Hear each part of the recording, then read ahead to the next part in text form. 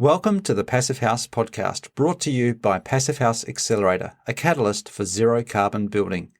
For news, inspiration, and connections from all flavours of Passive House, check out passivehouseaccelerator.com.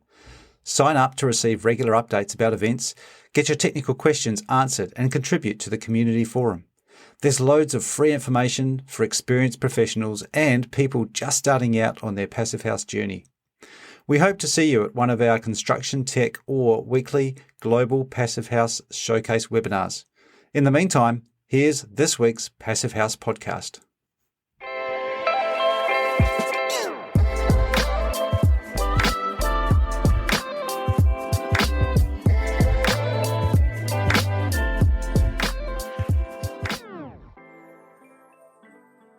Well, welcome back to another episode of the Passive House podcast. I'm Matthew Cutler-Welsh, enjoying summer here in Auckland, New Zealand. And I am Zack Semke, enjoying winter in Seattle, Washington. Does one enjoy winter in Seattle? There are ways to enjoy winter in Seattle, Washington. And then there are ways to survive winter in Seattle, Washington. The caffeine is very important. For sure. Yeah, I really like the idea of. Christmas just makes no sense in the Southern Hemisphere. Yeah, sure. And we're watching a lot of movies at the moment, Christmas movies, and Christmas TV at the moment, and a lot of it's New York lights. Yeah. So Christmas time, ice skating. Yeah. It's kind of cool.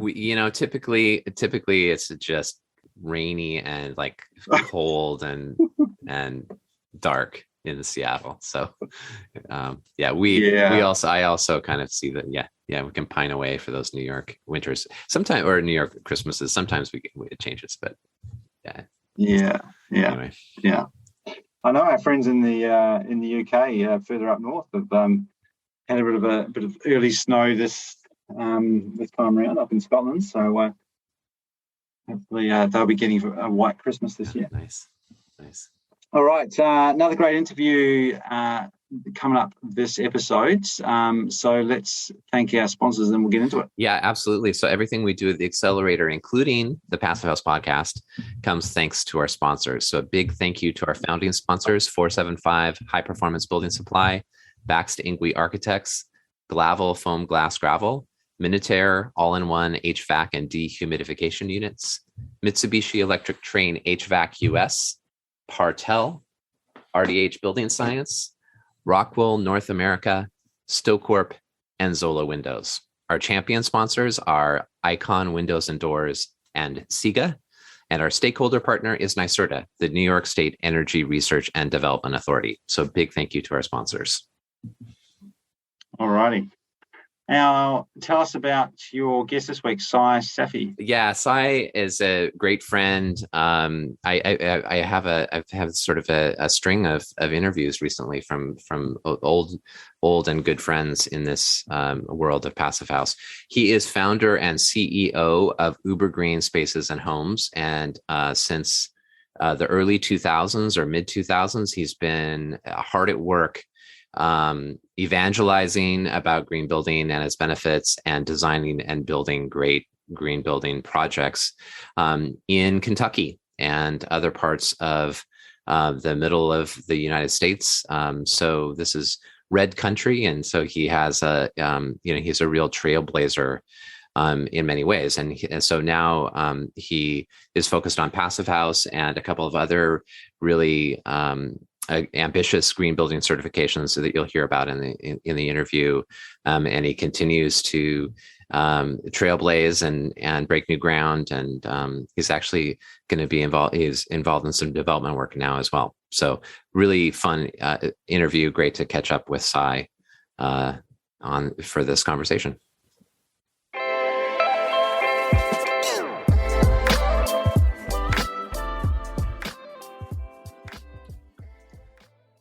I have Sy Safi here, founder and CEO of Ubergreen Spaces and Homes, and a dear friend of mine. I'm really excited to have the chance to sit down with you, Sy, and talk about your work. It's great to sit with you and hang out with you again, Zach. It's Yeah, always man. wonderful to spend time with you. Thank you. So I wanted to dive into your practice and share with listeners how you approach your work. And I know that you do a mix of green building certifications that include Passive House in your work. So can you describe that mix and why you approach your work that way? Yeah, it's interesting because when I started the journey I started my company in 2006 after working for a very large construction management firm and realizing, it's tough when you're building something that has engineer stamps on them, architect stamps on them, and it's lacking performance, and you're getting blamed as the person that's building it per plan and spec. The owners of the company, why isn't this performing, this and that? And it's like there's a bit of a disconnect here, and but there's also a lack in what I would consider and call best building and best design practices in order to allow these buildings to perform.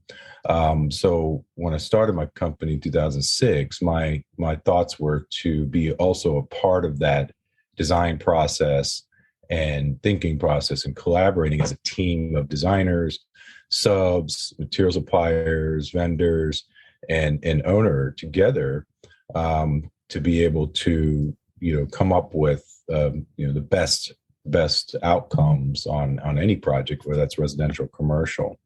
And when I was with our first project in 2006 was a private school and a community center in Louisville, Kentucky. And while we're working on that, the board members were all, just volunteers, and they all had different day jobs, and they didn't really understand commercial construction. When they'd ask questions about it, they'd be like, oh, okay, well, when I built my house, then this and that, and then, or when I had an addition or I had a remodel. So the light bulb went off, and it all went back to residential because that's what made sense to them.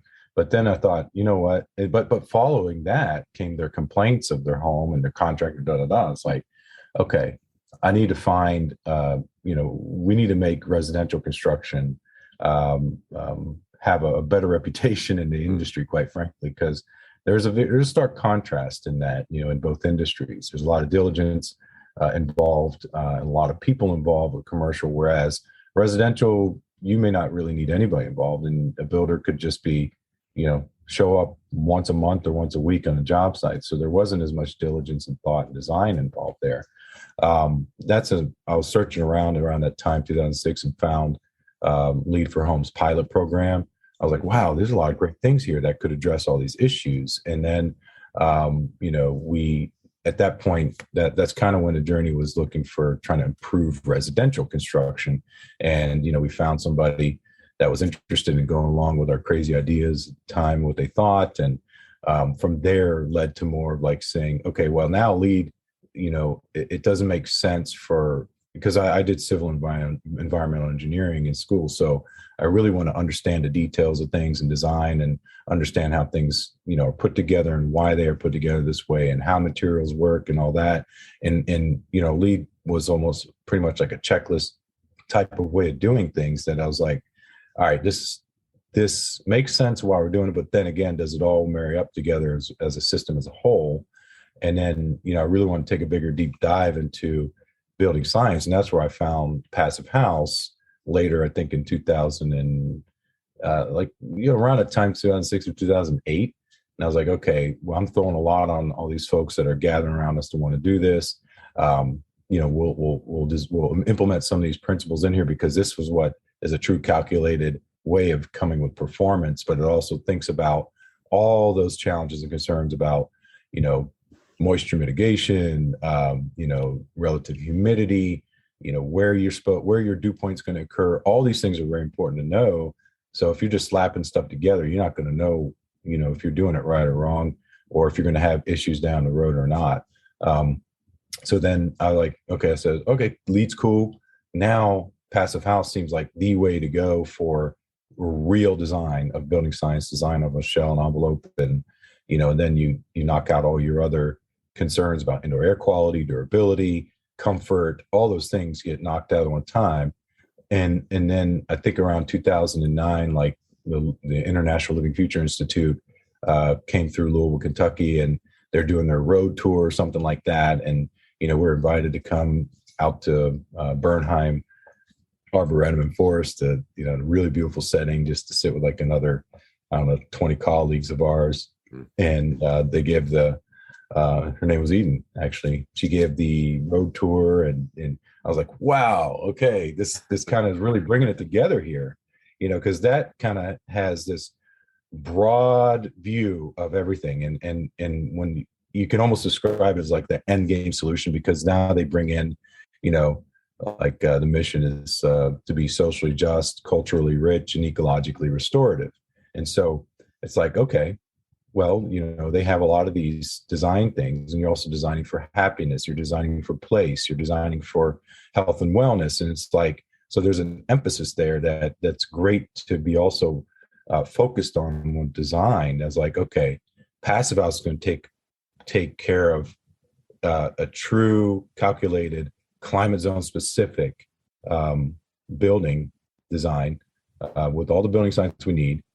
And it's taking care of a lot of things, obviously, that overlap with Living Building Challenge. But, we should also have these as a conversation too, and also have these as design metrics as well for health and happiness, place, equity, et cetera, et cetera, et cetera, beauty, because it supplements and also adds more value to everything that we're talking about and focusing on. And then the Well Building program came out, I think, in 2012 or 13, when we were in New Orleans. I think at Green Build, we're invited to that. And, it's like, wow, okay, this is pretty dope. Now we can also apply, health, the real design and health and wellness when it comes to, natural light, circadian rhythm, water filtration. And so they have that backed with like years of research and studies, and I did the early training at the Cleveland Clinic, I think it's the Cleveland Clinic Wellness Center or something like that. So I did that very early training with them, and just blown away at the many years of research and real true studies they did on this.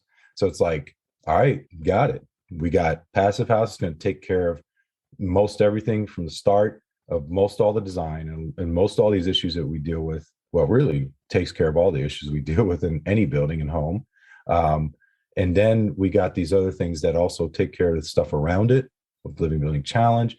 And we got also, additional things that enhance what's going on when it comes to health and wellness and spaces. And so it's like, who thinks of natural light that, that goes through the optic nerve, and then it also affects our, is it cortisol levels? I always mess up that word, to allow us to have that natural energy we need, to function throughout the day. And then the right color light at night that we need to get our melatonin levels up, correctly to be able to sleep. So these conversations are important all across the board. And so those three programs, Passive House, Living Building Challenge, and the Well Building Standard, are three wonderful combinations that help, I think, us get to where we should be going. Yeah, I mean, it seems like a really powerful combination. It's also ambitious. I mean, you're talking about three demanding certifications, and so you're bringing those three certifications together in your work at Ubergreen Spaces and Homes. Maybe could you take a moment and describe the work that Ubergreen does a little bit, and kind of your geographic reach? Yeah, that's a great question, Zach, because it's evolved over time. So like in 2006, I started GCCM Construction Services to be able to basically just focus on commercial projects, because I did like hospitals, schools, banks, multi-story, multi-family things, in the past. And I was mainly focusing on that. But then when I saw that need in residential, I was like, okay, let's put that example out there. That's when we put My Green Kentucky Home out there. In 2012 is when we could do it, because the economy tanked in 2008. So it sat for like, 4 years while the lot sat. Yeah. But we did My Green Kentucky Home as an example. But that one we did LEED and went LEED Platinum, net zero energy, net zero water. But then, as I learned about Passive House and those other programs like Living Building Challenge, That's like when we had another opportunity to create another model project in a new urbanism type neighborhood in Louisville. We thought this is going to hit a lot of conversations that people have around green buildings. Like, does it have to look like really cold, and too modern for me? And, how can you produce energy when you're so close to your neighbor? And how can you even have outdoor spaces and natural light? And so, like, we showed all of these things and more on this one model project we called Sy Safi, the Proud Green Home of Louisville. And the Proud Green Home was one of the partners and sponsors on the project, and they did an awesome job of, like, and a lot of vendors that we brought in involved, and we had a lot of folks that we're all used to hearing, like Zender and different people involved on the project. Was great.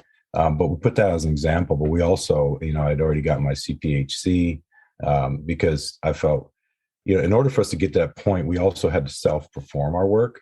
And so because there wasn't really anybody doing it. So I'd get out there, I'd get our team, carpenters, laborers, and we would just do it. And, we'd learn from it, and we'd get, touch it, feel it, be able to see construction means and methods, what worked best for us. And so it went from, a residential home to another residential model home that then we implemented those 3 programs. Well, building is only for essentially multifamily or commercial, but we still applied the principles to it. Passive house, we modeled it, put it through Woofy. Obviously, is a great example of form factor. It's beautiful architecture, but there's so many different volumes going on there, inside, outside, corners. It's like, damn, this thing could have been a lot less, insulation on the walls and the roof. And that's just a great example for someone to see. You're going to add costs if you add all this complexity to the form and the shape of the building. What was the other one we did? Oh, Living Building Challenge. So Living Building Challenge is easy because, like, there's a lot of similarities of the stuff you're already doing. So it's like, hey, we can just get some pedal certification on these things. We go after water, we go after beauty, we go after, energy and so on and so forth. So, it does become challenging, obviously, if you don't have a client that wants to pay for the actual certification, but that doesn't mean we should not follow these things and actually do them in-house so that we know that we're building and designing these things properly. That house in particular was a model that we kept for like 4 years.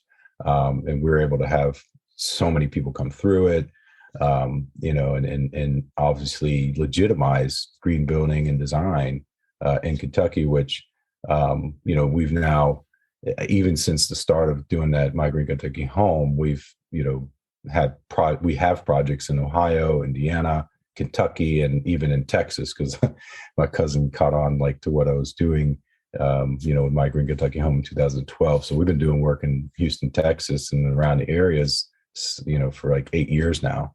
And just recently, last year, we, outside of like the private group of people that he knows and doing just private contract work, we've had more people asking us for this now. It's like, hey, would you do? So it's like, all right, well, now it's time to further expand down there. And we've always had people down there that have been part of the team with us too, that we keep busy, which is pretty awesome. But we're going to go and work with people that want what we're doing and value it. And it's great because in the past 3 years, we've seen that conversation shift to where now people are coming with some knowledge, understanding, thanks to the Passive House Accelerator, getting it out there, thanks to, folks that are practitioners and people that are actually end users that are doing this. It's becoming more and more prevalent in the videos that are out there. So it's pretty awesome to see where it's all going.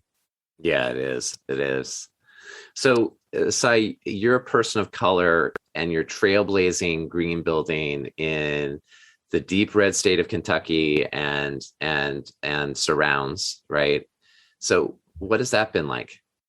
Yeah, well, being born and raised in Kentucky in general had its challenges for sure, but I always like to think of myself as quite a colorful person. So, it's interesting because the beauty of the challenges that have come with that, it was challenging, certainly, growing up with, people and maybe ignorance or just not treating you well for just, how God made you.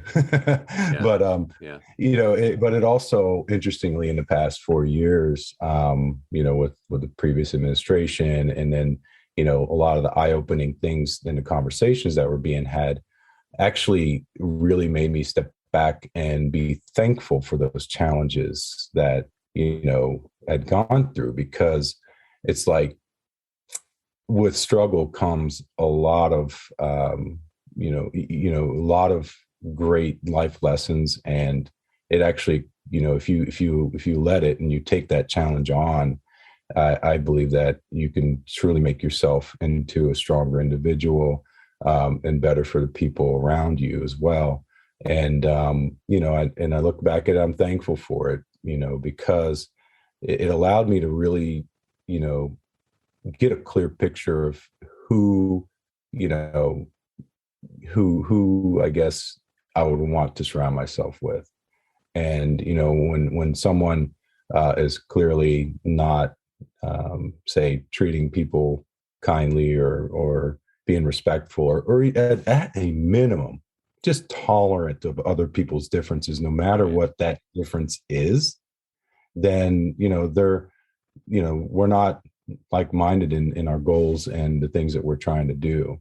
And so the beautiful thing that I've also seen from the challenges the past 4 years or so has been that a lot of folks, once they have a connection with an individual, no matter what their preferences are, how they look, what their beliefs are, is that they realize pretty quickly that that they begin to value that person for what they bring to that relationship. And so I've talked to folks that are transitioning. They've talked to me about like challenges and getting into the trades, and folks that are different in their own mind, or being told they're different, and the challenges that they're having. And I said, you know what? The beautiful thing about now is that I've seen a lot of folks that may not tolerate, or may have feelings towards people different than them that are not very friendly.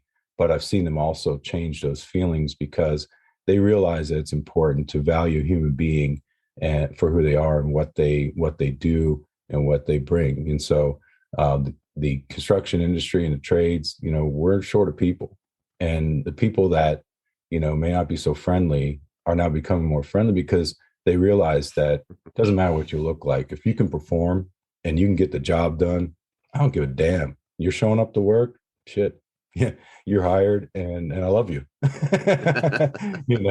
So, but that's beautiful about it. And so, and also it's like I said, it's kind of a test too. If somebody's going to judge me for my hair, I wear it different ways, and some people might consider me different. Other people may not. But if they're going to judge me for maybe my appearance, or, how I look, or whatever it might be, or my perceived, beliefs, or whatever it is that they want to judge me on, that's not the type of people I want to work with. That's not the type of people I want on my team, and so you find quickly too, when you do surround yourself with the people that are, outcome oriented and goal oriented, and the things that we're all working towards, that you're around some amazing folks that you want to consider to always be in your life, like Skylar,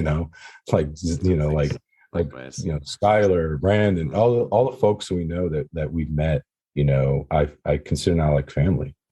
Yeah. Thank you for sharing that, Sy. Yeah.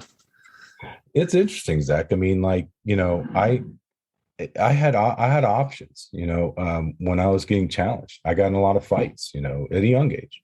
And it's like, you have to decide how many fist fights you need to get into, how many suspensions at a young age. It's like, now should I, it's good. I learned how to fight, physically. And, it was awesome to take MMA for fun and also self-defense. But, that shouldn't be a resort. You should obviously defend yourself if somebody is going to attack you. But you have to also now think with your brain and with your tongue, and be able to also control your emotions, because you're constantly going to be tested, no matter what it is in life, we're always going to be tested, with certain challenging situations.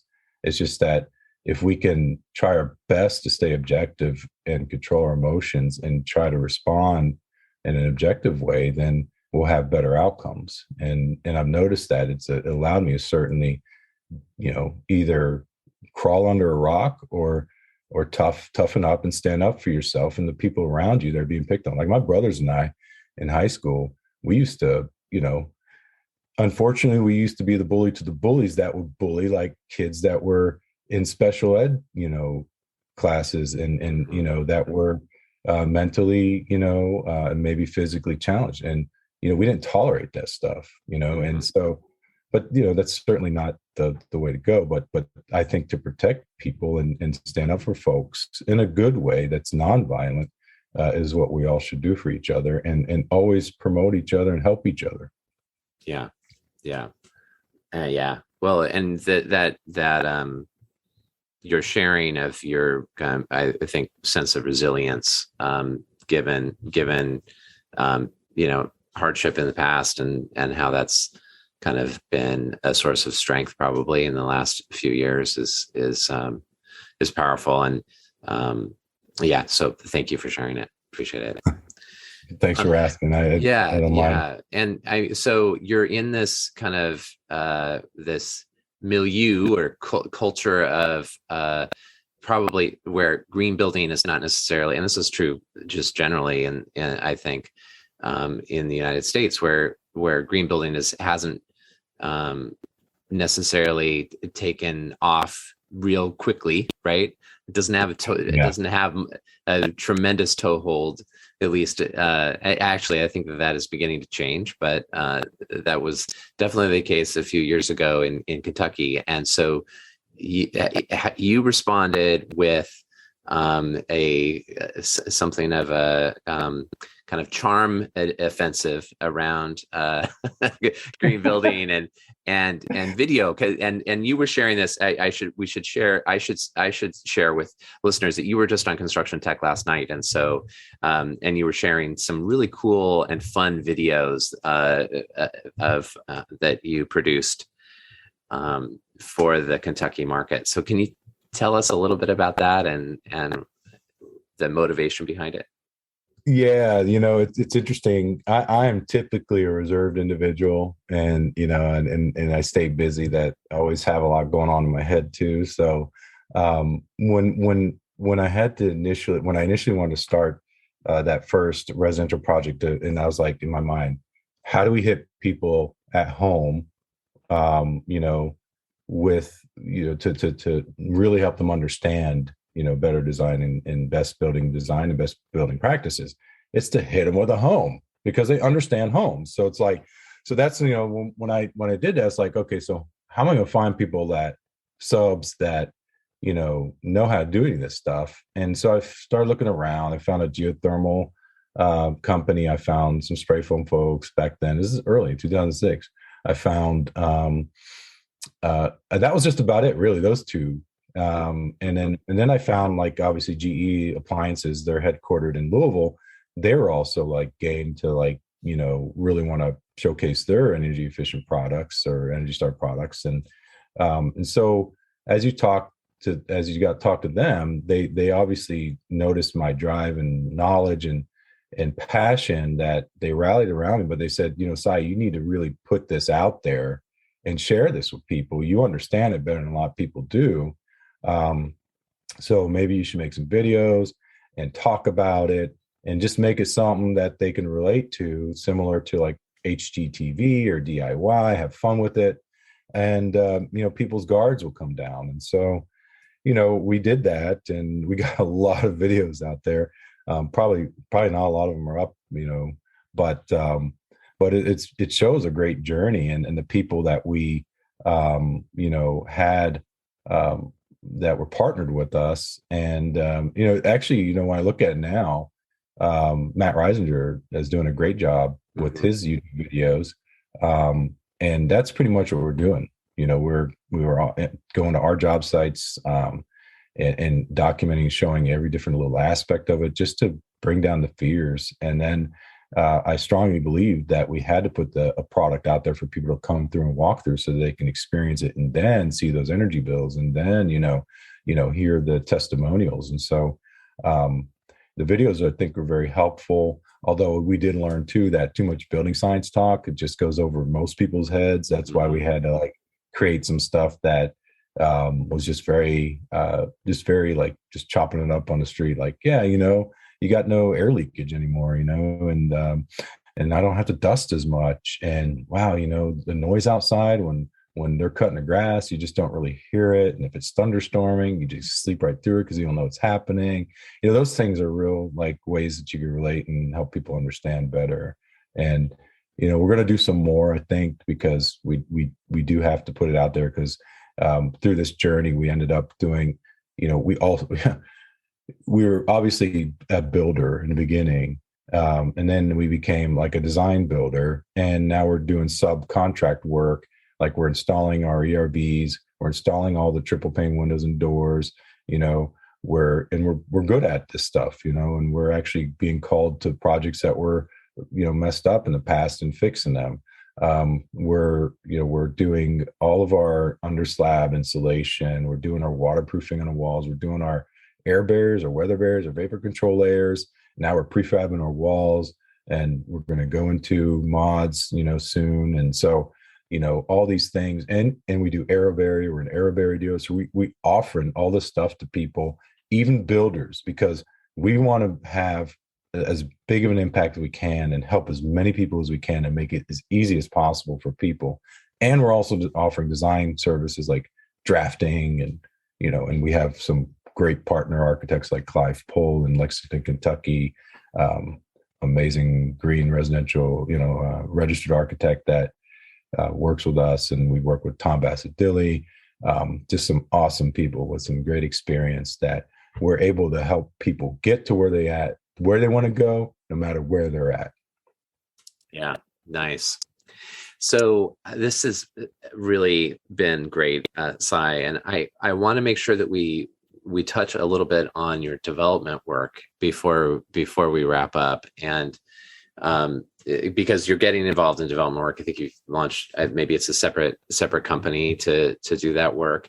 So could you first off share the why behind that and why you're making that move, and then secondly describe what's on the boards with that? Yeah, that's awesome. And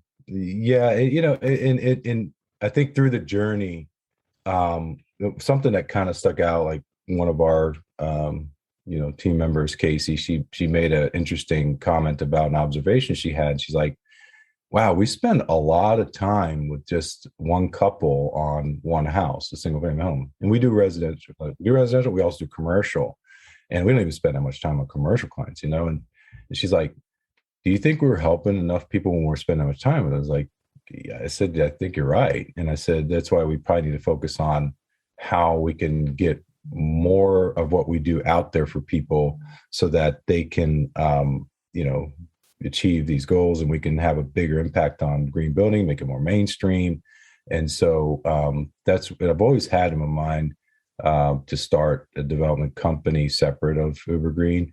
And my buddy Tarek, he knew that goal of mine. He also knew a couple other folks that would be, a great team member to start it together with, Jim Beckett and Chris Posey.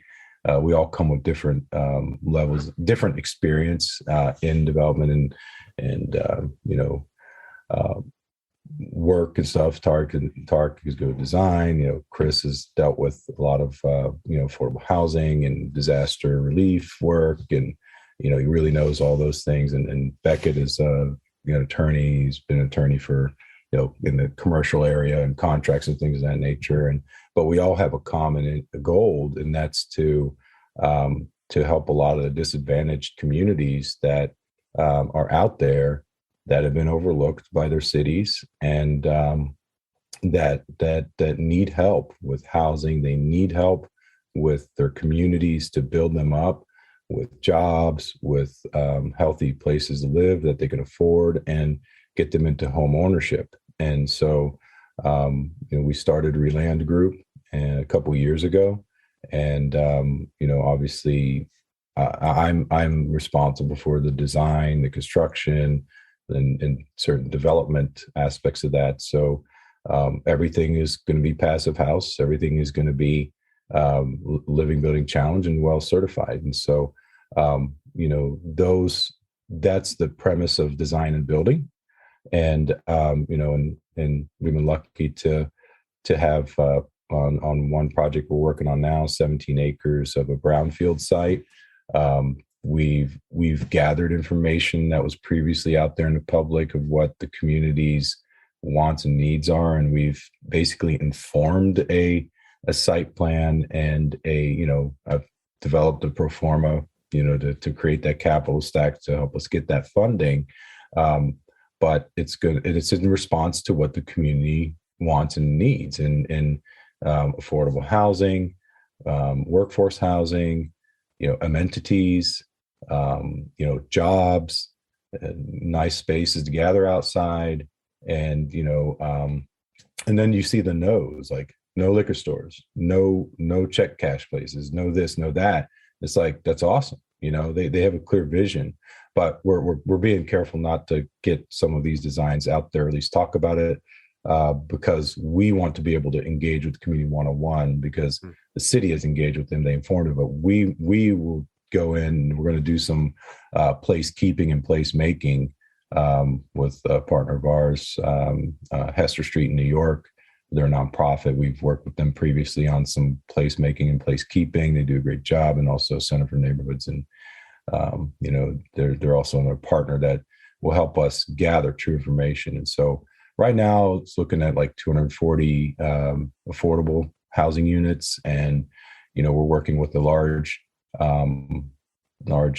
company that is going to need like 200,000 to 500,000 square feet of clean green manufacturing / distribution space.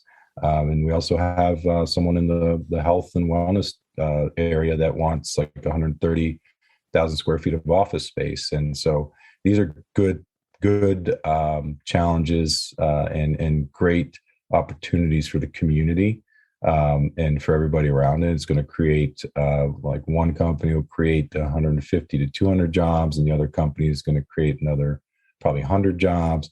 We also have this amazing water.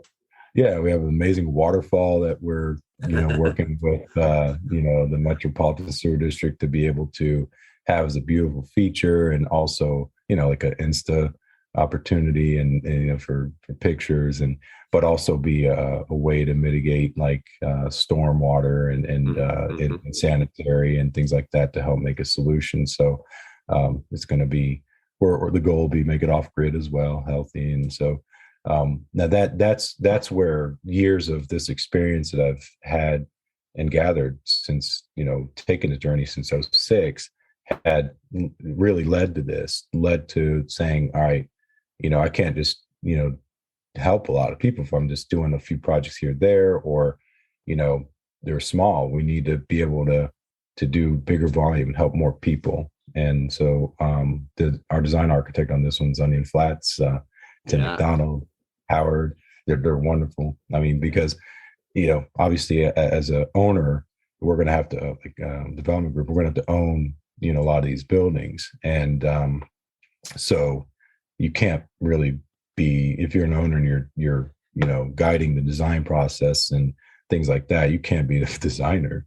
I mean, you need somebody that cares like we do, and Tim is one, and Howard are two great examples of those that can help us achieve those goals that we all set out to do. Yeah, what a team. And man, so 230 units of sustainable, healthy, affordable housing, green manufacturing, health and wellness office space, and a waterfall.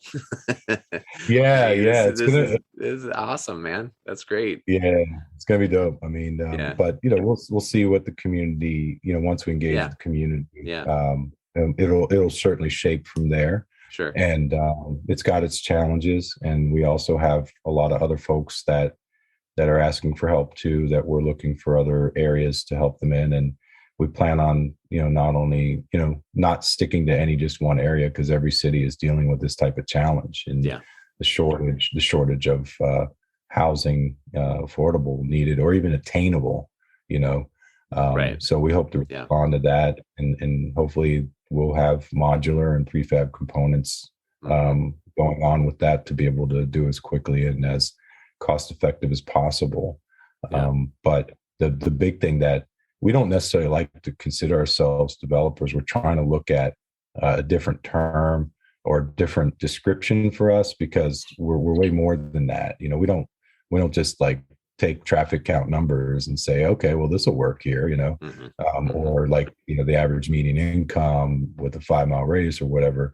We look at those obviously, but we're also engaging with the community and seeing what they want. So this is a community-led and driven design and build process. And so,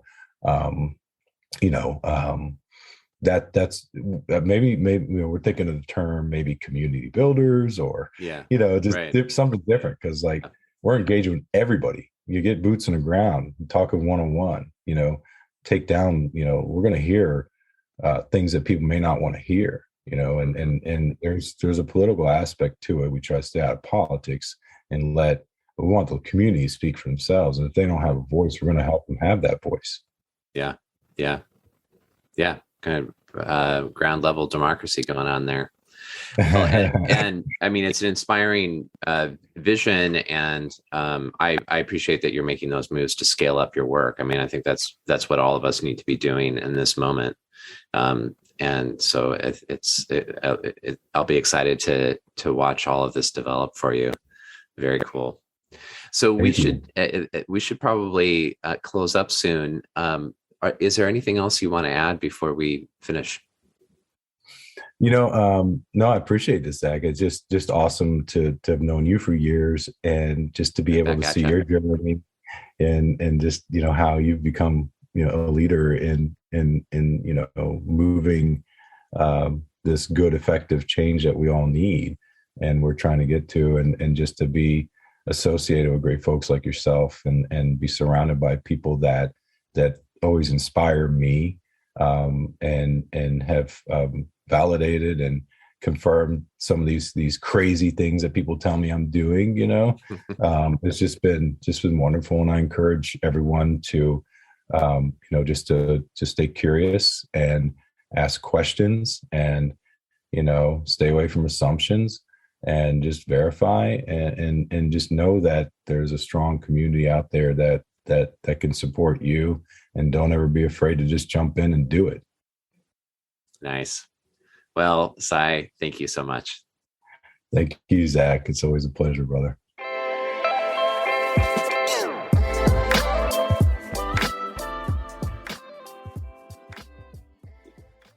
All right, so that was Sy Safi there. Great chats. Thanks for that, Zach. What were the big outtakes for you? Oh, well, I'm taken by, and something I mentioned in the conversation, but just his move to scale up, to move from the individual project level that he has been operating in, to a place where he can make an even larger impact. So that his development project that could be 230 units of affordable housing is a big step up from the other work. And the other work has been really important too. I mean, the power of the proof of concept is not to be underestimated. It's a really important contribution, and he's been doing that work for years. How about you? Yeah. Well, straight off the bat, the incorporation of all those other sustainability ratings or systems that are out there, specifically Living Building Challenge, LEED, and then Passive House. And as you mentioned, those aren't easy things. Yeah. Living Building Challenge is really stringent, and incorporates those health and well-being aspects. So to do any of those is quite a challenge. I mean, even doing a lead project well on a big project can be a full-time job for one person for the bulk of the duration of the build and some of the design. So to do that and incorporate Passive House is a big job. They do overlap, so it's not like you're doing all this additional work on top of each other. There's a lot of things that just dovetail really nicely into each other. And we've talked about, Michael Ingwe's concept of beyond Passive House and Passive House just making a really good foundation of an energy efficient building that is going to do a lot of those health benefits just by virtue of how it operates. And then it's actually not that hard necessarily to achieve some of the other things if you want to pick up on where the material is coming from and how you deal with water on site and some of those other indoor air quality issues around toxic materials. It's just, I think, a really good example of where Passive House can become a great foundation for overall sustainable, or in this case, sustainable Ubergreen design.